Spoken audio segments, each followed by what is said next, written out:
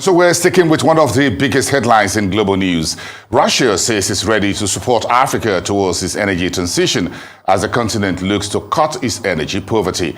The executive chairman of the African Energy Chamber, Ayuk, was in Moscow a few days ago for a meeting with Russia's deputy energy minister. Ayuk joins me now for a kind of a debriefing conversation.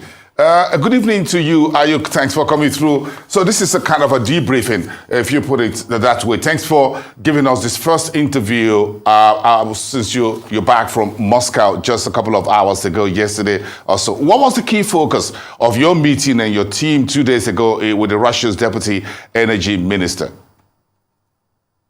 We had a very great reception with the Russian First Deputy Minister, Pavel Sorokin.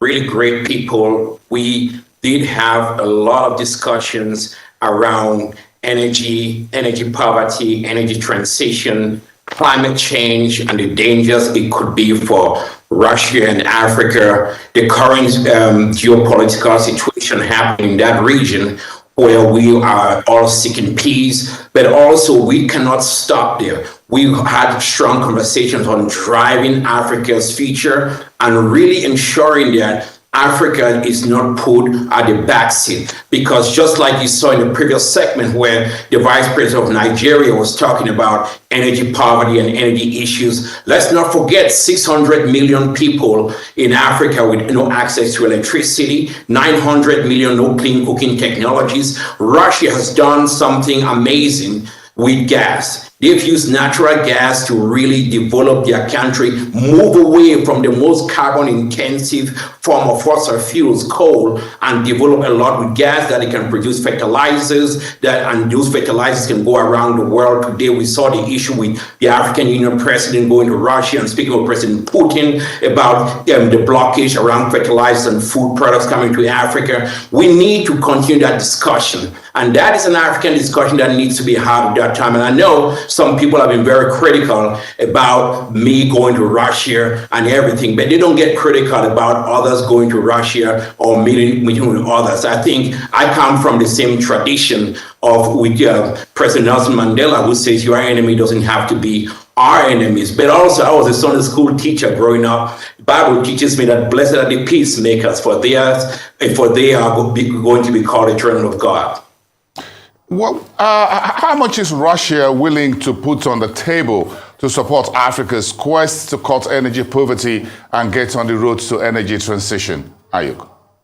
It was a very different conversation. One of the key things that they really looked at was they want clear, actionable, bankable projects. It's not charity. They want to really ensure that projects are bankable, they can make money, and the Africans can also make money. But it was a different take, but from which I see with the Russians was more a lot about them looking and saying, what do the Africans want? Where do the Africans want to go? And how are we going to drive that? And finding other ways to really do that. So for example, you're going to look at a lot of gas monetization investments spreading across Africa, but built within Africa. Gas projects developed within Africa, with Africa content, with African participating in, driving up local content, women participation with market-driven values. I think where we are today in Africa, we welcome all of that, because any kind of investments that come into this country to get jobs to young people, create opportunities to our young people, build fertilizer plants, develop gas projects. That is so critical right now for our continent. And we as the African Energy Chamber, we got to encourage that dialogue, and we got to continue working with all partners that, number one, fit within African values, African traditions, and African market-driven principles to drive this up. This is key important right now. And don't forget, the energy industry has been a strong industry that marches with collaboration. And even during these key times, we got to continue talking. We got to continue collaborating. And even when it is tough, this is important right now. But should Africa discuss its energy issues, investments, partnership, etc. with Russia, considering the current sanctions against Moscow by the West? Does that preclude it? No, it should not. You know, the sanctions are there, and they have to discuss how they work with sanctions or around it or within it. We cannot hamper our development because of sanctions. And these sanctions are there because of a crisis in Ukraine that we're not part of it, and we're not protagonists of these sanctions. What is our position? We hope these incursions or this war stops now and stops today. We are a very pacifist organization. We're pacifist people. We don't want wars. But the other part is that we have to look at these investments. We have to look at using their technology, their skill set, their know-how. It's not just about money. It's about skill set. It's about know-how. But also, we're going into COP27. When you go into COP27, we got to make a case for gas. We need all allies around the world because we cannot continue driving up coal. You talk about investment. Look at what we're doing right now, working hand on hand with Russians through OPEC Plus to really ensure that we keep the oil market stable. Market stability is really important right now because even our European or American counterparts and everyday Africans consumers at the pump, they are feeling the heat. So we have to work with the Russians to bring prices down, to make sure that families can get energy. I live in South Africa today. We're facing an energy crunch with load shedding and all of that. We cannot take things, allies out of the table or friends out of the table or those who we believe that can be part of that. And why not even explore the idea of getting gas into Africa? We don't have enough gas into Africa because of infrastructure. We should be driving up this infrastructure development, but also we should work with it with basic principles: free market, limited government, low taxes, individual liberty, rule of law.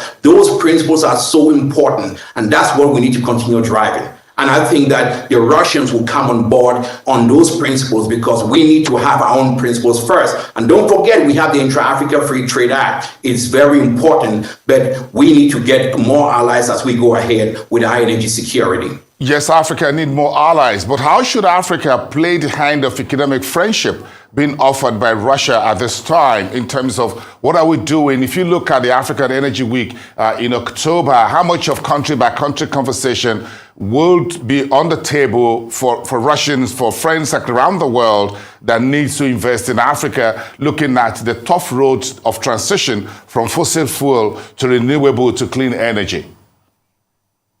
I think maybe Africa Week might be the place where we sign a peace deal for all parties. So let's look forward to that. We're bringing everybody to the table, and that's one of the difficult things that we have to do, and we have to manage that. We are having high-level delegations from the United States, from Europe, from China, from within Africa. We've seen the biggest surge that we have ever seen. You're going to be so shocked when you see that. But this is what is happening. We're going from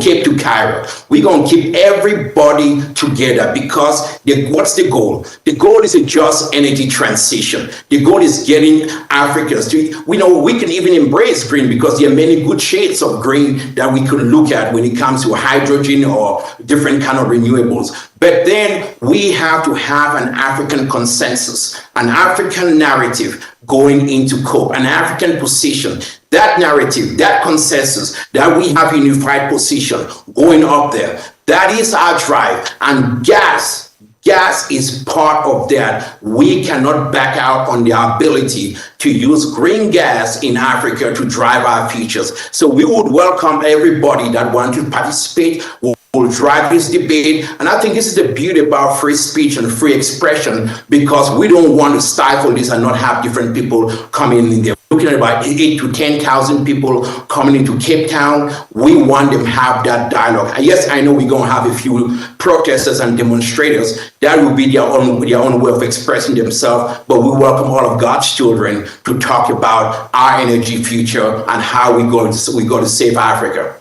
Thank you so for coming on the show tonight. NJ Ayuk, Executive Chairman at the African Energy Chamber. You have been debriefed. And of course, our viewers have been briefed.